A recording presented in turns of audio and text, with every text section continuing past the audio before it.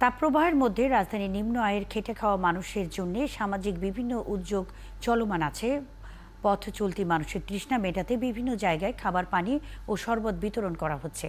দুপুরে মিরপুর 10 নম্বর গোল চত্বরে তাসাউফ ফাউন্ডেশনের পক্ষ থেকে লেবুর শরবত বিতরণ করা হয়।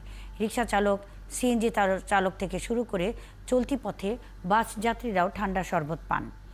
তাসাউফ ফাউন্ডেশনের স্বেচ্ছাসেবকরা জানান, মিরপুর ছাড়াও আগারগাঁও, মোহাম্মদপুর সহ রাজধানীর বিভিন্ন এলাকায় তৃষ্ণার্ত মানুষের জন্য এই উদ্যোগ চলমান আছে।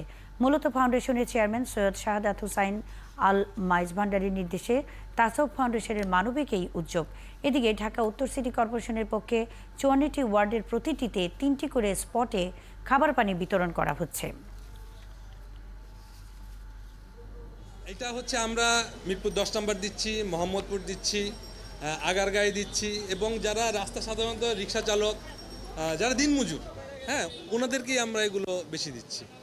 ঠিক আছে। এছাড়াও আপনারা দেখতে পাচ্ছেন যে বিভিন্ন শ্রেণীর মানুষ যারা একটু তৃষ্ণার্ত তারাই আসছে আমাদের কাছে যে একটু পানির জন্য, তা আমরা ওনাদেরকেও এই পানি দিচ্ছি।